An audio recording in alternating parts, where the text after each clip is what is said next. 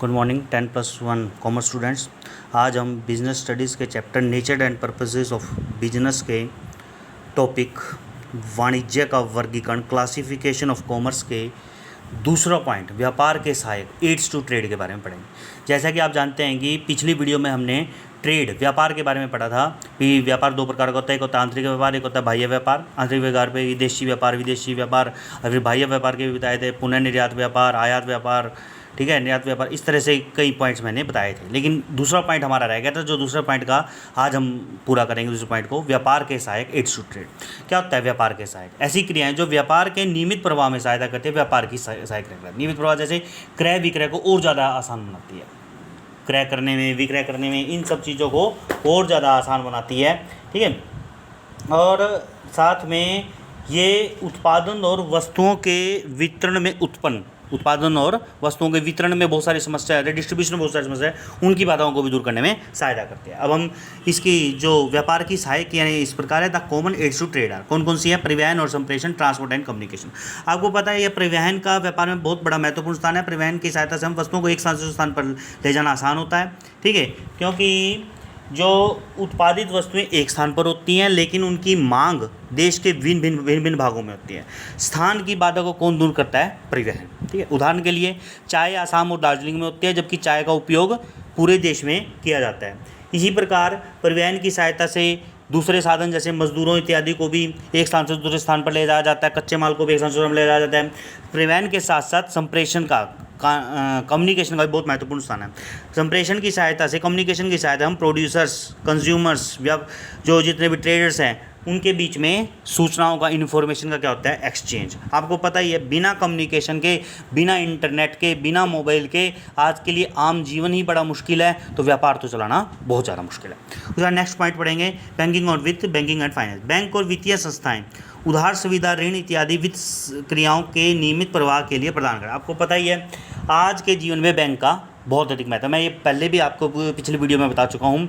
हमने आज जो हमारा पेमेंट करना या किसी से पैसे लेना इतना आसान बना हुआ है, तो किस वजह से बना हुआ है? बैंकिंग सिस्टम के माध्यम से।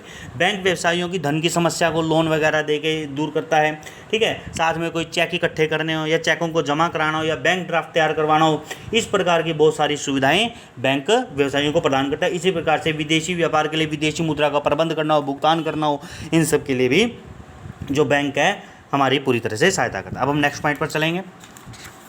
हमारा जो तीसरा पॉइंट है बीमा, इंश्योरेंस। आपको पता ही है व्यवसायियों को कई तरह के जोखिमों का सामना करना पड़ता है, जैसे कि आग, फायर, ठीक है, थेफ्ट, एक्सीडेंट, इस तरह की होने वाली जोखिम को बीमा क्या करता है? सुरक्षा प्रदान करता है, ठीक है। जैसे मान लो काम करते करते किसी कर्मचारी को कोई नुकसान हो गया, दुर्घटना होगी उसकी, तो बैंक उसको बीमा उसको क्या देता है? सॉरी, बैंक नहीं, बीमा उसको क्या देता है? जोखिम से सुरक्षा प्रदान करता है। व्यवसायी को एक साधारण सा प्रीमियम भरना पड़ता है और बदले में उसे बीमा कंपनी से हानि के लिए मुआवजा प्रदान होता है, ठीक है। तो इस प्रकार, इसी तरह से दुकान में कोई आग लग जाए, अकस्मात होने वाली घटना, ठीक है, तो फायर इंश्योरेंस करवाकर हम इस नुकसान से बचा जा सकता है। उसके बाद है भंडारण, वेयर हाउसिंग।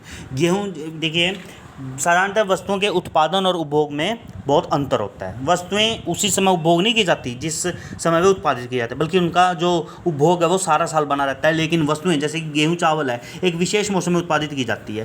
तो इस समस्या को कैसे दूर किया जाता है? वेयर हाउसिंग द्वारा। वेयर हाउसिंग द्वारा हम इस जो गेहूँ चावल के उपभोग को पूरे साल उपयोग करना संभव बना सकते हैं, ठीक है। वेयर हाउसिंग दो प्रकार की होती है, जैसे कुछ वो निर्भर करता है वस्तुओं की प्रकृति पर। अगर वस्तुएं मतलब जल्दी ख़राब नहीं होने वाली तो नॉर्मल वेयर हाउसिंग है। अगर वस्तुएं जल्दी ख़राब हो जाती हैं जैसे कि सब्जियां वगैरह, तो उनके लिए कोल्ड स्टोरेज की आवश्यकता होती है। तो इस तरह से लास्ट हमारा पॉइंट है विज्ञापन, एडवर्टाइजिंग, ठीक है। आपको पता ही है निर्माता और व्यापारी के लिए यह संभव नहीं होता कि वह प्रत्येक उपभोक्ता को जाकर अपनी वस्तु की कीमत, उसकी उपयोगिता, ठीक है, उसकी किस्म के बारे में बता सके। इस समस्या को कैसे दूर किया जा सकता है? विज्ञापन द्वारा। विज्ञापन द्वारा अपनी वस्तुओं के किस्म को, क्वालिटी को बताकर, उसके रेट को बताकर, उसके गुणों को बताकर, ठीक है, वो वस्तु किस प्रकार से आपके लिए उपयोगी सिद्ध होगी, ये सब उपभोक्ताओं में जागरूकता फैलाकर हम अपनी वस्तु के संबंध में सूचना किसके पास पहुंचा सकते हैं? उपभोक्ता के पास। और उपभोक्ता फिर अपनी इस सूचना को पाकर